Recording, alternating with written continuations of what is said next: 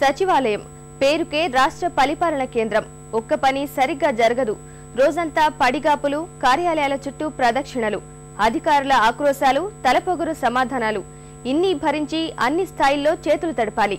అయినా సమస్య పరిష్కారం కాదు కదా. కనీస హామీ అయినా మృగ్యమే. ఇవి రాష్ట్ర నలుమూలల నుంచి సెక్రటేరియట్కు వచ్చే సామాన్యుడి అవస్థలు.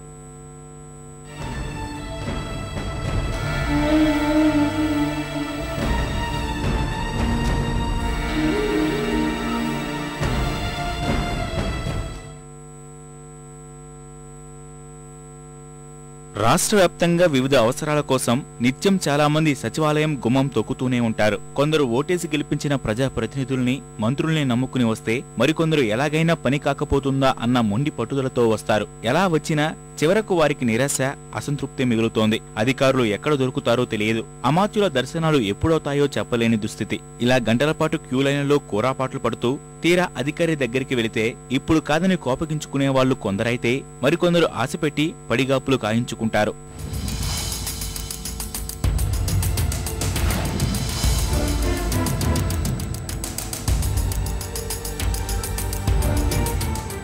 గత 6 నెలల 7 నెలల నుంచి సీఎంఆర్ఎఫ్ ఫండ్స్ గురించి స్వయంగా ముఖ్యమంత్రి గారికి దరఖాస్తు ఇస్తే దిక్కులేదు. ఇప్పటికీ 10 టైమ్స్ వచ్చాను నేను.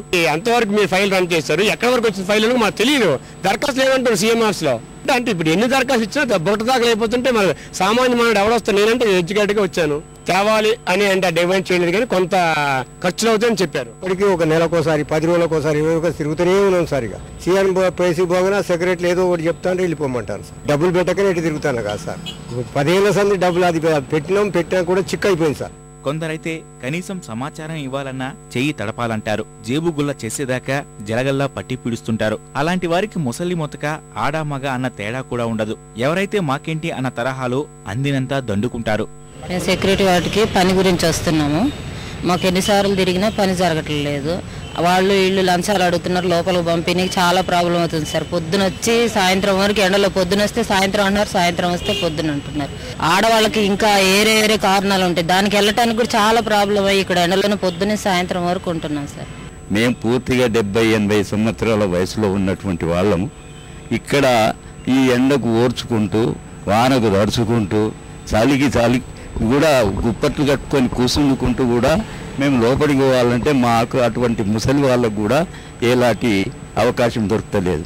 ఇక్కడ నేను ఒక్కని మెదకనే కాదు, ఎక్కడి నుంచో వస్తుంటారు. ఇక దూర ప్రాంతాల నుంచి వచ్చేవారు ఎప్పుడు తన పనవుతుందో తెలియక వందలకు వందలు ఖర్చులు పెట్టలేక కార్యాలయ ఆవరణలోనే కునికిపాట్లు పడుతుంటారు.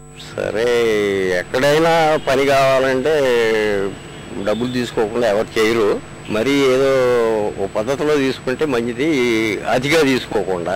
ఎవడు స్వార్థం వాడు చూసుకుంటున్నాడు, ఎవడి దగ్గరకు వచ్చినప్పుడు వాడు పిడుగుతున్నాడు జనాన్ని.